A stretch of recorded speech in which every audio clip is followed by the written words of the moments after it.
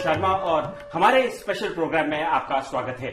आज हमारे साथ मौजूद हैं अंतर्राष्ट्रीय कथावाचक और आध्यात्मिक गुरु प्रदीप मिश्रा जी। महाराज जी, सबसे पहले तो आपका बहुत बहुत स्वागत है हमारे। श्री शिवाय नमस्तुभ्यम। बहुत छोटे से अंतराल में हम देख रहे हैं कि आपने बहुत विश्व लेवल पे आध्यात्मिक तौर पर ख्याति प्राप्त की है। क्या इसके पीछे राज है, क्या कारण है, कैसे ये संभव हो पाया? बाबा की कृपा है। सभी श्रोता भाई बहनों को श्री शिवाय नमस्तुभ्यम। सबसे पहले तो मैं देवादिदेव महादेव गोवर्धन नाथ जी को चरणों को नमन करता हूं। सबसे मूल है आज के समय में जो हमारा सनातन धर्म किसी भी रूप में आगे बढ़े और वो मंदिर तक जाए, भगवत स्मरण करे। इसलिए शिव पूजन का महत्व हमारे यहाँ पहले भी जगतगुरु शंकराचार्य जी बताते रहे कि जिससे सनातन धर्म की जागरूकता बनी रहे। अच्छा महाराज जी, हम आपके बारे में थोड़ा सा रिसर्च कर रहे थे, पता करने की कोशिश कर रहे थे, तो ये पता चला थोड़ा बहुत जो आपके बारे में पढ़ा कि बहुत ही साधारण बैकग्राउंड से आपने शुरुआत की। सत्यनारायण की कथा शुरू में करते थे और बीच में आपके पिताजी का बिजनेस भी था, चक्की का बिजनेस भी था, उसमें भी मदद करते थे।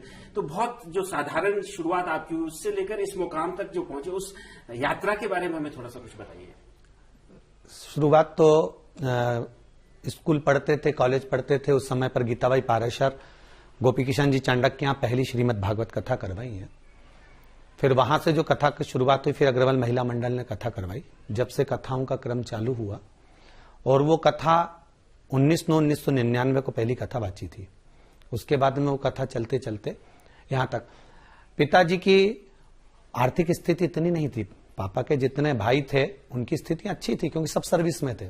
पिताजी इतना एजुकेशन नहीं कर पाए, पढ़ाई नहीं कर पाए थे, तो सामान्य जीवन जिया जैसा बन सका। पहले दादा बाबाओं की तो पहले होटल भी थी, परंतु उसके बाद में जो समय एक जैसा तो रहता नहीं है। चलते चलते परिस्थितियां गई, चने का ठेला भी लगाया, फिर चक्की भी करी। वो करते करते धीरे धीरे जैसे ही गीताबाई पाराशर ने भागवत क्रम सिखाया, बताया, उसके बाद में सत्यनारायण जी की कथा, पूजन अर्चना करी। उस समय में तो 2 रुपए 3 रुपए मिल जाते थे, उससे भी गुजारा हो जाता था। जो सत्यनारायण भगवान का सूखा प्रसाद मिलता था वो घर के गुजारे में काम आ जाता था। पर कहीं ना कहीं शिव मंदिरों की आराधना, भगवान शंकर की आराधना और शिव मंदिरों की अर्चना, भगवान के चरणों की अर्चना जो करी, उसका फल अब मिला है।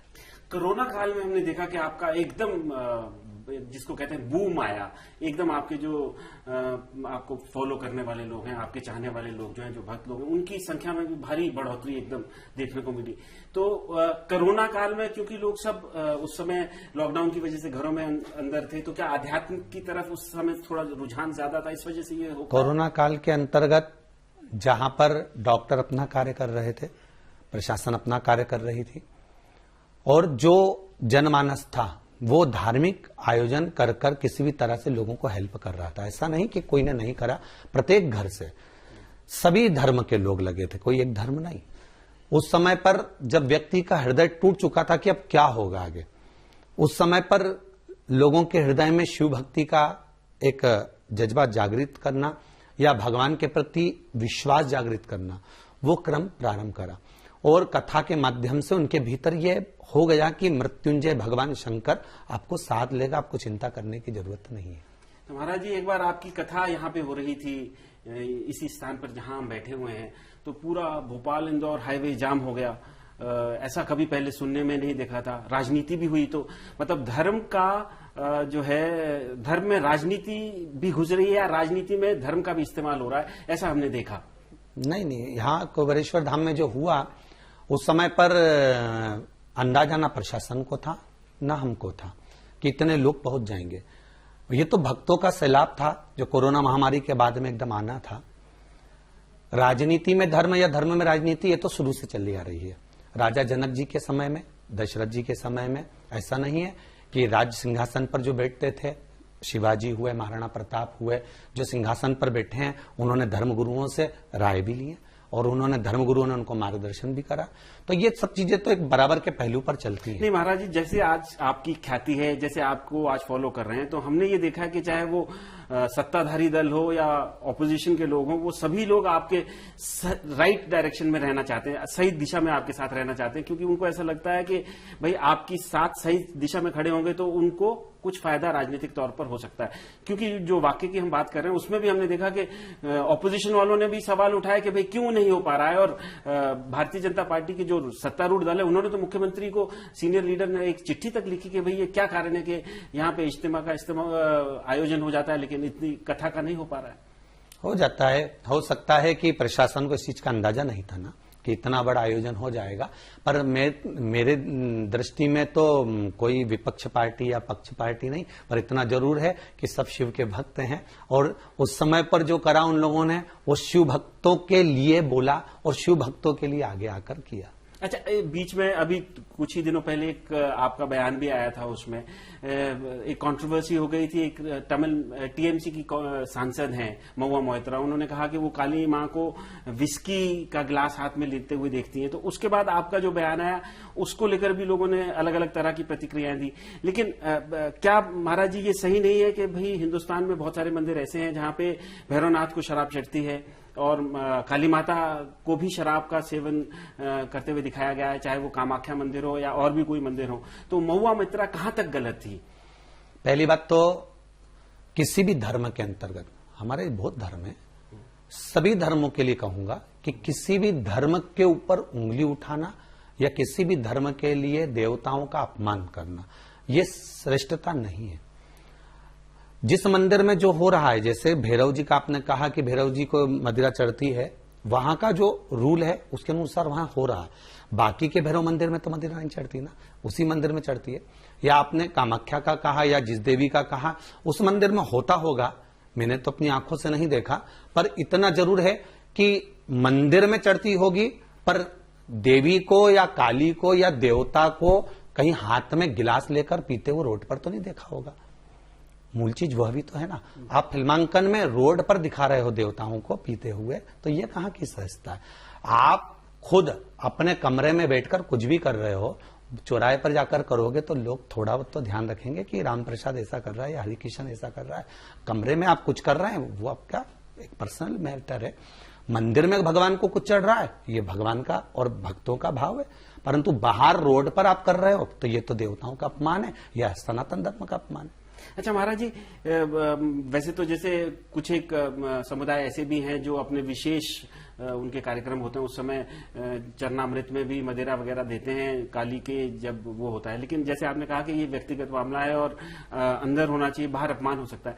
लेकिन क्या ये अभिव्यक्ति की आजादी के ऊपर मतलब सवाल नहीं उठ रहा है? क्योंकि अगर आपको लगता है कि आपका धर्म इस तरह से और उनको अपना लगता है कि उनका धर्म उन्होंने ऐसा देखा और वो तो चैलेंज भी कर रही है कि हम हर कोर्ट में लड़ने के लिए तैयार, तो क्या उनको वो आजादी मिलनी नहीं चाहिए? बिल्कुल मिलना चाहिए, कोई दिक्कत नहीं है। कोर्ट में वो पेश करें कि माता रानी देवी जी या कालका माता रोड पर चलते हुए मदिरा पान करिए, हम बिल्कुल सिद्ध करेंगे। फिर आप सिद्ध करिए कि रोड पर कौन सी जगह पर माता जी ने मदिरा का पान करा चलते हुए, वो कोर्ट पर जाएं। सनातन धर्म भी अग्रणी रहेगा, उसमें कोई दिक्कत वाली बात नहीं। अच्छा महाराज जी, एक और आपके ऊपर आरोप लगा अभी पिछले दिनों में कि आप जो है अंधविश्वास को बढ़ावा दे रहे हैं।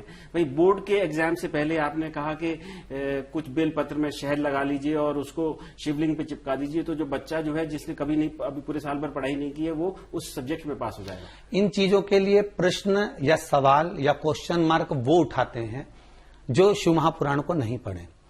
शिव महापुराण की विद्येश्वर संहिता में बेलपत्री के कौन से पत्ते पर चंदन लगाना है, कौन से पत्ते पर शहद लगाना है, कौन से पत्ते पर शिवलिंग का निर्माण करना है, कौन से पत्ते पर किस चीज को समर्पित कर कर भगवान को चढ़ाना है, ये हमारे यहां विद्येश्वर संहिता में या शिव महापुराण में अलग अलग जगह पर, स्कंद पुराण में भी वर्णन है, गर्ग संहिता में भी वर्णन है, लिंग पुराण में भी वर्णन है। जो नहीं पढ़ा वो उंगली उठाएगा, जो पढ़ा हुआ है उसको मालूम है कि श्री शिवाय नमस्तुभ्यम कहां लिखा हुआ है, उसको मालूम है कि शंकर की आराधना कैसे करना है, काली तिल क्यों चढ़ती है, काली मिर्च क्यों चढ़ती है, अरहर की पत्ती क्यों चढ़ती है, या भगवान को शमी पत्र क्यों चढ़ता है, बेलपत्र क्यों चढ़ता है, चावल का दाना क्यों चढ़ता है। ये जो पढ़ा हुआ है, जिसको ज्ञान है, वो कभी भी इस चीज में नहीं पढ़ता। पर जो अज्ञानी है उसको नहीं मालूम, जो बिल्कुल अभी तक लोग शिव महापुराण को जानते कहां थे, जितने लोग जानते थे वो भागवत को, रामायण को जानते थे, शिव महापुराण को जानते कहां थे। और अभी भी शिव महापुराण को लोग जान नहीं पा रहे हैं उतना जितना जानना चाहिए। तो वो जो पढ़ गया या जो जान गया, जिसने, जैसे अब लोगों को मालूम पड़ गया कि सारी समस्या का हल एक लोटा जल, तो वो लोगों को मालूम पड़ गया, तो अब वो शिव जी पे जल चढ़ाना है। अच्छा महाराज जी, ये तो बड़ा पॉपुलर हुआ है कि आप कहते हैं कि भाई हर समस्या का जल समाधान जो है एक लोटा जल है। तो एक तो ये प्रकृति के साथ आपने पूरी समस्याओं को जोड़ दिया कि भाई अगर एक लोटा जल आप चढ़ा रहे हो किसी पेड़ को तो उससे नुकसान तो कुछ भी नहीं हो रहा है। लेकिन मेरा आपसे फिर से सवाल वही है कि ये साइंटिफिक टेम्परामेंट कहीं अलग खराब तो नहीं हो रहा है? साइंटिफिक टेम्परामेंट को हमको कहीं बढ़ावा भी देना चाहिए। भाई जब बच्चे को पढ़ाई नहीं करेगा तो क्या बेलपत्र पे मात्र शहद लगा के शिव जी पे चढ़ा के क्या वो पास हो सकता है? अगर यदि हो सकता है, आप अगर कह रहे हैं, तो मुझे ये बताइए कि फिर आईआईटी में या मेडिकल कॉलेजेस में भी क्या बेलपत्र लगा के कोई बच्चे जा सकते हैं? उसमें शिव महापुराण में एक बात कही है, ये क्लिपिंग जो जिसने चलाई है उन्हें काट के चलाई है। शिव महापुराण में विदेश्वर संहिता में पहले शिव जी कह रहे हैं, तुम रुका जी चंचुला देवी से कहते हैं कि चंचुला, जब व्यक्ति अपना कर्म पूरा कर लेता है और कर्म पूरा करने के बाद जब उसका कर्म सफलता की ओर नहीं बढ़ता, तब वो शिव की शरण में जाकर शंकर भगवान का ये अनुष्ठान कर कर तब वो उस कार्य को भगवान को सुप्रत छोड़कर, जैसे लास्ट में डॉक्टर अपना पूरा काम कर लेता है, तब आखिरी में डॉक्टर भी कह देता है कि अब उसके हाथ में, मतलब उसने पूरा ऑपरेशन कर दिया है, उसने पूरी नसें जोड़ दी, उसने पूरी हड्डी जोड़ दी, उसके बाद वो कह रहा है कि उसके हाथ में, डॉक्टर ने अपना कर्म पूरा करा। उसी तरह शिव महापुराण में हमने जितनी बार कहा, ये बात जरूर कहिए कि आप अपना कर्म पूरा करिए। जब कर्म पूरा हो जाए और आपको लगे कि अब इसमें सफलता नहीं मिल रही है, ऐसा लग रहा है कि इसमें आप उत्तीर्ण नहीं हो रहा है, तब शिव की शरण में जाकर ये उपाय जरूर करिए। महाराज जी, मेरा आपसे आखिरी सवाल, क्योंकि आपने इसमें पूरी अच्छी तरह से साफ कर दिया है कि उस समय भी ये एक तरह से मतलब काट छांट के उस तरह से आपकी बात रखी गई, इस वजह से ये पूरी बात सामने नहीं आई थी। लेकिन मेरा आखिरी सवाल आपसे ये है कि लक्ष्मी को लेकर के बड़े भारी आपकी क्लिपिंग्स चलती हैं, बयान चलते हैं कि भाई कैसे लक्ष्मी को अपने घर में अट्रैक्ट किया जाए। और बहुत बार मैंने देखा है, मैं जब आपके इंटरव्यू के लिए रिसर्च कर रहा था, तो कि भाई आटा गूंदने में हल्दी डालिए तो उससे घर में पैसा आ जाएगा। तो पैसा कमाने के लिए क्या मतलब आदमी को मेहनत करना छोड़ देना चाहिए और ये सब टोटकों में विश्वास करना चाहिए? नहीं, कर्म पूरा करिए, आप अपनी मेहनत पूर्ण करिए। शिव महापुराण जैसा कहती है, भागवत जैसा कहती है, रामकथा जैसा कहती है, आपको कर्म तो पूरा कर। क्या राम जी अयोध्या में रहकर क्या रावण को नहीं मार सकते थे? या वन में जहां थे वहां से सीता को वापस नहीं ला सकते थे? पर वो कर्म पूरा करें, वहां तक गए हैं मंजिल तक, उसके बाद उन्होंने रावण का संहार करा। आप अपना कर्म पूरा करिए। शिव महापुराण के अंतर्गत जितनी भी चीजें उपाय में बताई जाती हैं, शंकर जी को जैसे अपन ने बेलपत्र चढ़ाई या शमी पत्र चढ़ाया या जल चढ़ाया, या हमने आंवले के वृक्ष की पूजन करी या पीपल वृक्ष की पूजन करी, ये सब आप अपने कर्म के साथ करिए। आप कर्म करते जाएंगे, उसके बाद करेंगे, क्यों नहीं फल मिलेगा उसका? कर्म पहले करना है। अच्छा, कर्म प्रधान है। महाराज जी, कर्म प्रधान है। और मेरा आखिरी सवाल आपसे ये है कि भगवत गीता में लिखा है कि कर्म करिए आप और फल की इच्छा ना करिए, लेकिन यहाँ आप लोगों को बता रहे हैं कि कर्म तो करिए, लेकिन उसके बाद फल कैसे मिले उसके लिए ये उपाय करिए। बिल्कुल जरूरी है वो तो। और मार्ग तो माँ भी बताती है, बेटा ए फॉर एप्पल लिखना नहीं आता तो माँ फिर उसको सिखाती है, देख आटे की सी लोई बनाना, लोई बना के उसको ऐसे बिखेर और उसको फिर ऐसे जमा। जैसे माँ और पिता अपने बच्चे को लिखना और पढ़ना सिखाते हैं, पहले बच्चे को कुछ नहीं आता माता के जन्म गर्भ से, उसी तरह संसार के लोग आज के समय में जो भटक रहे हैं उसको नहीं मालूम कि भगवान पर विश्वास कर कर भी हम जीत सकते हैं, भगवान पर विश्वास कर कर भी हम आगे बढ़ सकते हैं। वो समझता है कि केवल विज्ञान ही सब कुछ है या हम ही सब कुछ हैं जो कर सकते हैं, या हमने जो एजुकेशन ग्रहण करी है वही सब कुछ है, भगवान कुछ भी नहीं है। लोगों को भगवान से जो विच्छेदित कर दिया था, छोड़ दिया था, उस परमात्मा से जोड़ने का प्रयास शिव महापुराण कर रही है। महाराज जी, आपने हमसे बात की, आपका बहुत बहुत धन्यवाद। श्री शिवाय नमस्तुभ्यं। श्री शिवाय नमस्तुभ्यं।